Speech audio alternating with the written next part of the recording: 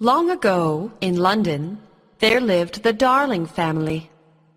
Mr. and Mrs. Darling had 3 little children. Wendy was the eldest, followed by John and little Michael. The children loved bedtime stories, especially stories about Peter Pan, the boy who would not grow up, and his adventures with pirates and mermaids. Oh, how the children wished to meet Peter Pan someday.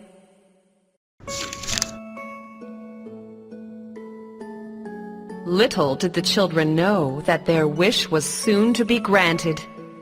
Peter Pan was flying by their bedroom window one night when he heard Mrs. Darling telling the kids of his exploits.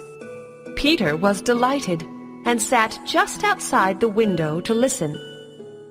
As soon as Mrs. Darling turned off the light and the children were asleep, Peter opened the bedroom window and crept in. The room was very dark, and Peter bumped into one of the night tables, waking Wendy.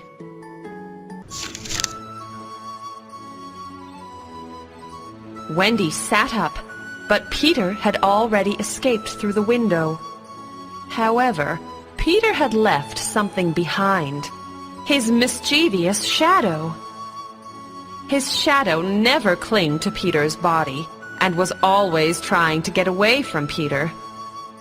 Wendy, who had switched on the lights, was taken aback to find a strange shadow in her bedroom.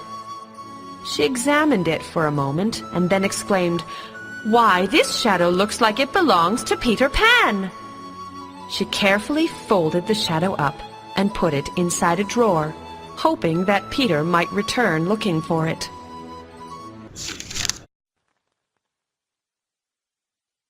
The next morning, Wendy told Michael and John what had happened the previous night.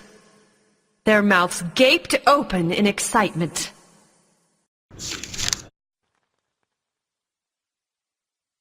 The next night, Wendy could barely sleep. She was sure that Peter would come to their house again. She was right, for later that night, Peter returned, accompanied by his best friend, a tiny fairy named Tinker Bell. When Wendy saw Peter, she jumped out of bed. Peter had not expected this, and was about to dash out the window again when Wendy stopped him. Excitedly, she introduced herself and explained how she had saved his shadow. Wendy asked Peter to sit on the bed, and she stitched Peter's shadow back onto his body. Peter was delighted. He invited Wendy to come along with him to Neverland.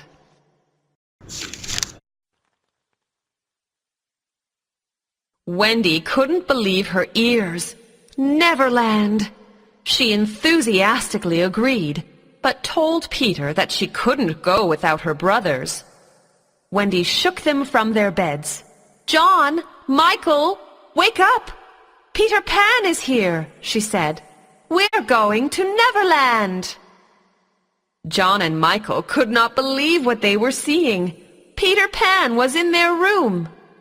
Peter grabbed Tinker Bell and sprinkled pixie dust on his new friends. "Think of a happy thought," he told them, "and you can fly too." Peter and Tinker Bell led the 3 children out the window, and they flew over the rooftops of London and off to Neverland.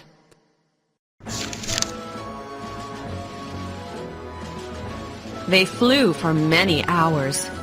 Wendy, John, and Michael had to pinch themselves to remember that they weren't in a dream. The island of Neverland was soon before them. First, Peter took them to the place where he lived with his friends, the Lost Boys. Peter told the boys that Wendy was going to be their mother and would tell them wonderful stories every night. The boys cheered. They had always wanted a mother.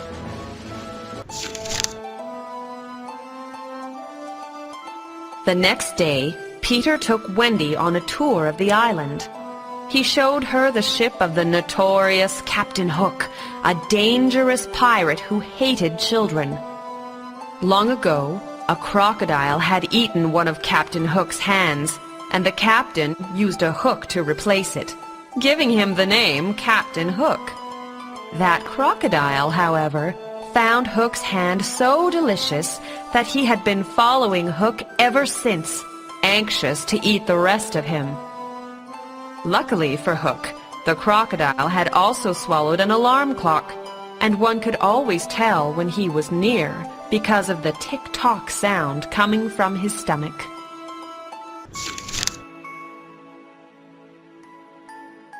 Peter then took Wendy to the lagoon. A large waterfall splashed into the pool, and mermaids sat on rocks, listening to the singing of the birds. Peter introduced Wendy to his friends. Wendy was thrilled to meet real live mermaids. Suddenly, their peace was interrupted by a loud, harsh voice. It was, of course, the voice of the wicked Captain Hook.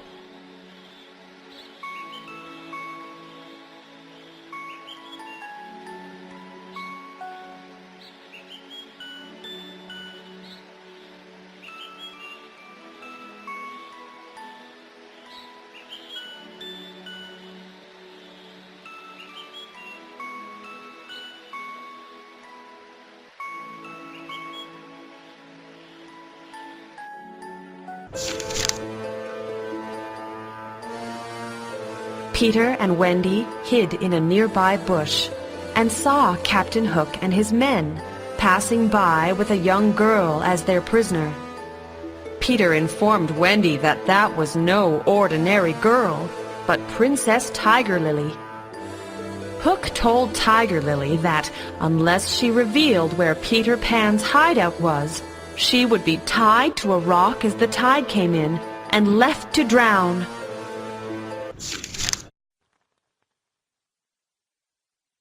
Tiger Lily refused to tell him anything, so Hook told his men to tie her to the rock.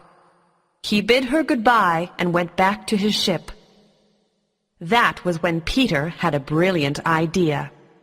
Staying hidden, he imitated Hook's voice and told the pirates to release Tiger Lily and go back to the ship. Hook's men were utterly confused, but afraid to defy their captain. They did as they were told.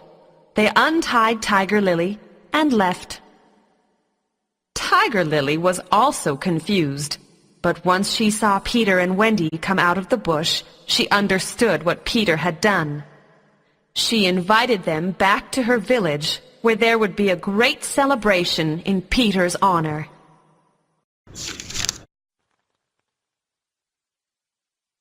Later that night, after their celebration, Wendy told a bedtime story to the lost boys.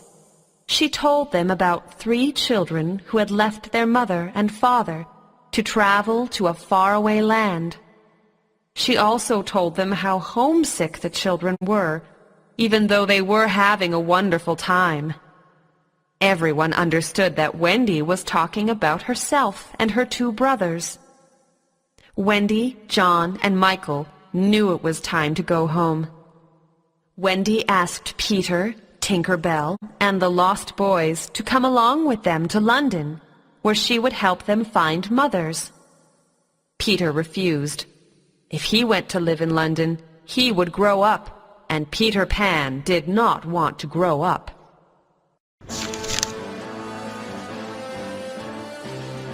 The next day, the children and the lost boys started off for London.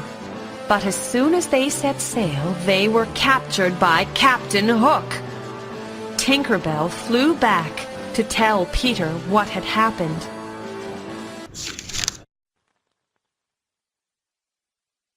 Peter flew to the pirate ship and hid behind one of the sails.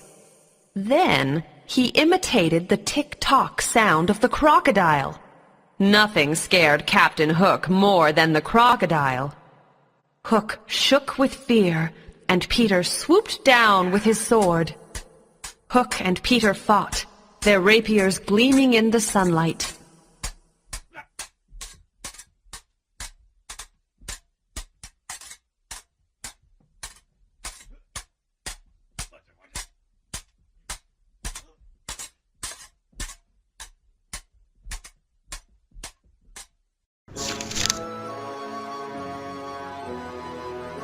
Hook lunged at Peter with his sword, but Peter stepped out of the way and Hook fell into the ocean.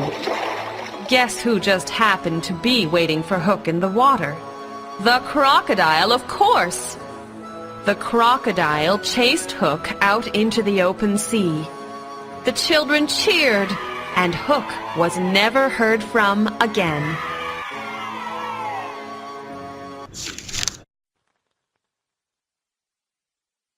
It was time to go home, and Peter knew his friends must return to London.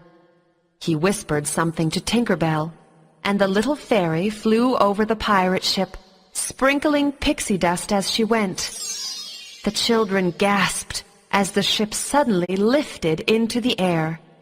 Peter captained his friends back to London and right back to their bedroom window. Wendy, John, and Michael were happy to be reunited with their parents. The lost boys soon found parents too. Time passed, and eventually they grew up and had children of their own.